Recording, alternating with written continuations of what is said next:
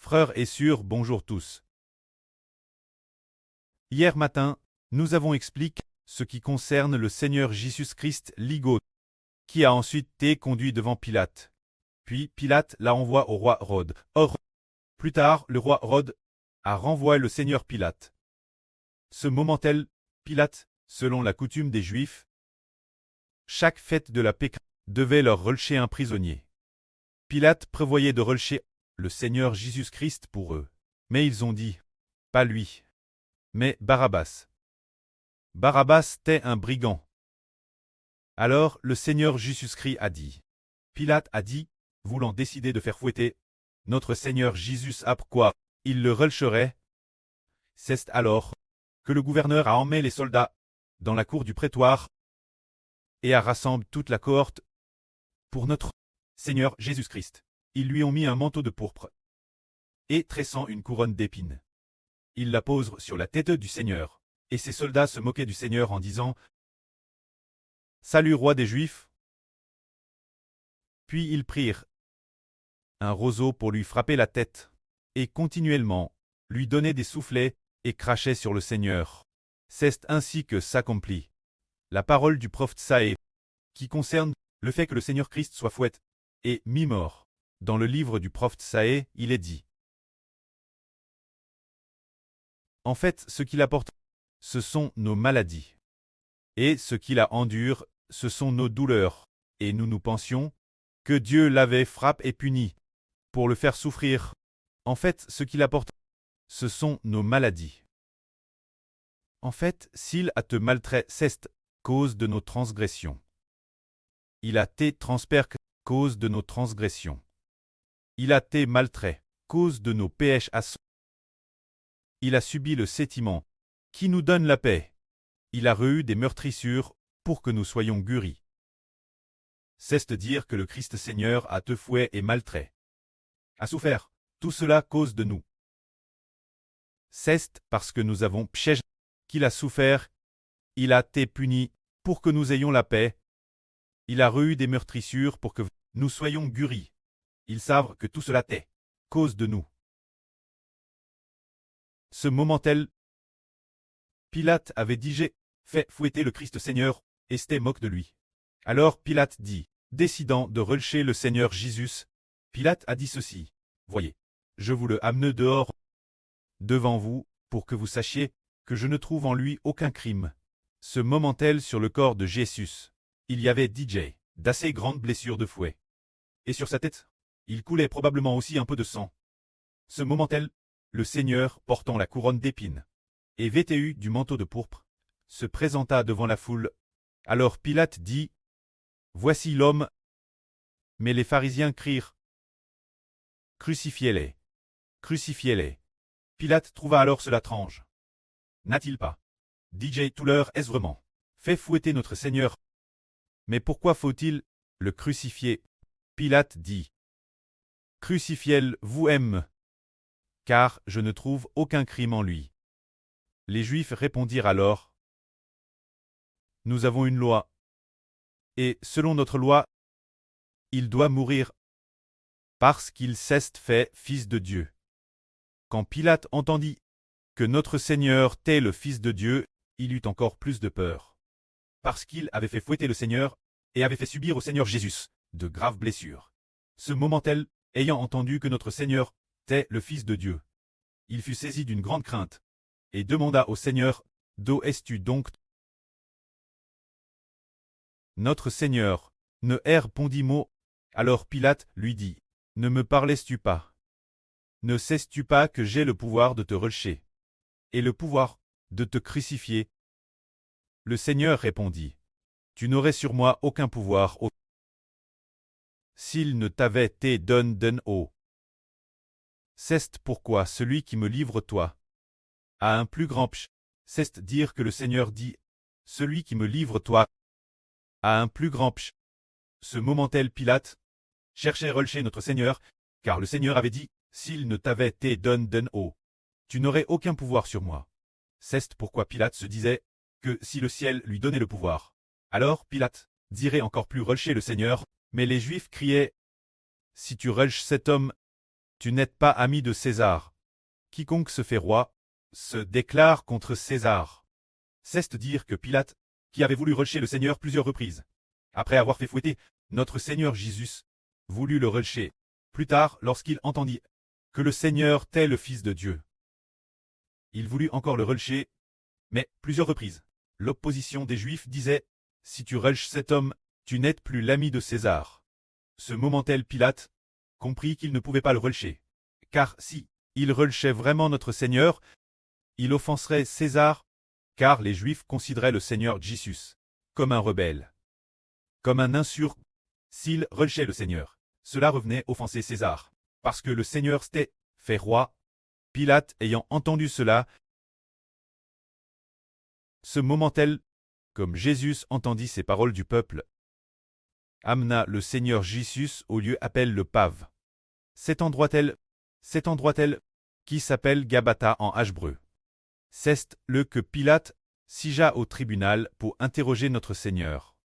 Alors pendant que Pilate était assis sur le siège de jugement et interrogeait le Seigneur, quelqu'un fut envoyé par sa femme, par la femme de Pilate, pour lui dire qu'il n'y ait rien entre toi et ce juste. Ne te mêle pas de cela, car aujourd'hui j'ai beaucoup souffert en songe, cause de lui. Disons, la femme de Pilate avait beaucoup souffert dans un RVE. Avoir tant souffert en a peut-être été un RVE, peut-être que la femme de Pilate. A Hervé de notre Seigneur Jésus, recevant de Esvre coup de fouet, il a peut-être Hervé de cela, et a aussi Hervé que le Seigneur Jésus était un homme juste. Alors la femme de Pilate ne s'immisçait néralement pas dans toutes les affaires officielles de Pilate. Mais ce moment-tel, la femme de Pilate envoya madame quelqu'un pour ordonner de dire Pilate de ne pas s'occuper des affaires de notre Seigneur Jésus. Mais Pilate comprenait qu'il ne pouvait pas ne pas intervenir. Ce moment-tel, il était digé midi. C'était alors la Pâque. Alors Pilate dit, la Pâque allait aussi de commencer. Elle arrivait grand pas. La tombe de la nuit, ce serait la Pâque. Alors le Christ Seigneur a tué en le jour de la préparation de la Pâque. Ce moment-tel quelqu'un, les Juifs dirent Pilate. Pilate dit aux Juifs, voici votre roi. Mais ils crient, taise-le, taise-le, crucifiez-le. Alors Pilate leur demanda, puis-je faire crucifier votre roi? Ils dirent, nous n'avons d'autre roi que César. Nous n'avons pas de roi. Pilate se rendit compte qu'un parler davantage ne servait rien. Au contraire, la foule allait aussi se révolter et provoquer des troubles. Alors Pilate dit devant tous, et se lava les mains. Le sang de cet homme juste, n'est-ce pas ma faute? C'est vous qui en portez la responsabilité. La foule dit, le paissage de son sang retombe sur nous et sur nos enfants. Alors Pilate se lava les mains, puis le livra aux Juifs pour qu'ils aiment le Seigneur Jésus pour le crucifier. Ainsi, le Seigneur Jésus-Christ fut emmené pour très crucifié. Voyons alors, quand Pilate, devant la foule, se lava les mains et dit, le sang de cet homme juste, n'est-ce pas ma faute? C'est vous qui en portez la responsabilité. Se dire que les Juifs disent qu'ils en assumeront eux-mêmes la responsabilité et que leurs descendants aussi en porteront la responsabilité. Un homme juste est mis mort. C'est le Rédempteur qui est mis mort, ainsi, tué par son propre peuple. Dans la prophétie biblique, il est dit que son propre peuple méprisera le Seigneur. Puis finalement, mettra le Seigneur mort. C'est le parcours du Christ Seigneur. Sur le point d'être mis mort, c'est aussi le parcours du jugement, d'être livré la mort. Ce moment-tel, ils ont alors emmené le Seigneur Jésus-Christ vers le Golgotha. En sortant, il rencontre un homme, appelé Simon. Il était de Cyrène. Cet homme, ils l'ont saisi. On pose la croix du Christ Seigneur sur ses épaules et l'ont fait porter la croix vers le Golgotha. Ce moment-tel, il portait donc la croix du Christ Seigneur. Le Seigneur Christ suivait derrière. Une grande foule suivait aussi le Seigneur. De nombreuses femmes pour le Seigneur se frappaient la poitrine et pleuraient. Se frappaient la poitrine et pleuraient. Alors pourquoi n'était-ce pas le Seigneur lui-même qui portait sa propre croix C'est probablement parce que ce moment-là, notre Seigneur était DJ extrêmement fatigué et puis, il avait aussi été vraiment flagelle, et la nuit dernière, il n'avait pas dormi de toute la nuit. Ses forces devaient être presque épuisées. C'est-à-dire la nuit dernière. Il n'avait pas dormi de toute la nuit, subissant de graves tortures, subissant des flagellations. Ce moment-là, il n'avait déjà plus de force dans son corps. Ainsi il suivait celui qui portait la croix pour lui, le frère nomme Simon. Marchant ainsi papa vers le Golgotha.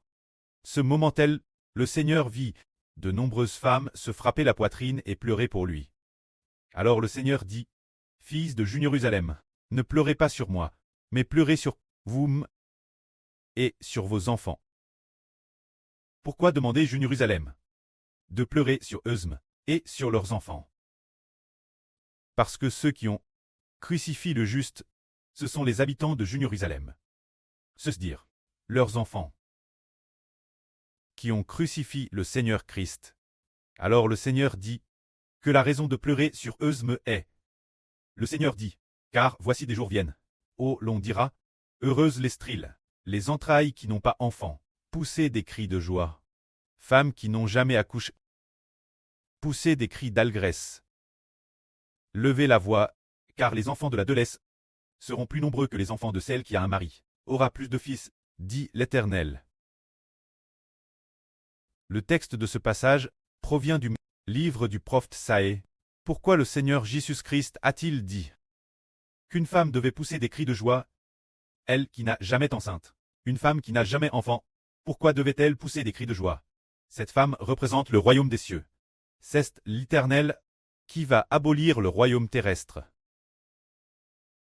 Pour établir le royaume des cieux, c'est dire que un mari ne prend plus plaisir en sa concubine, mais prend plaisir en son épouse légitime. Ainsi, le sens de la concubine qui pleure est que, tout comme Abraham, qui a rejeté Agar, alors Sarah allait se réjouir. Cela signifie que Dieu, par son Fils, le sacrifice de la crucifixion du Seigneur Jésus, racheterait le royaume des cieux, donnant ainsi de nombreux enfants au royaume, mais ne considérait plus le royaume d'Israël au Moyen-Orient comme le royaume de Dieu, ni les enfants d'Israël au Moyen-Orient comme les enfants de Dieu. C'est pourquoi il est dit de dire aux filles de Jérusalem de pleurer sur elles-mêmes et sur leurs enfants. Car l'Éternel va maintenant abolir l'ancienne alliance, pour établir une nouvelle alliance, et par le sacrifice du Seigneur Christ. Il choisira le royaume des cieux pour son épouse, et parmi l'humanité, par l'élection et par l'évangile, les ramener au royaume des cieux, afin que le royaume ait de nombreux enfants.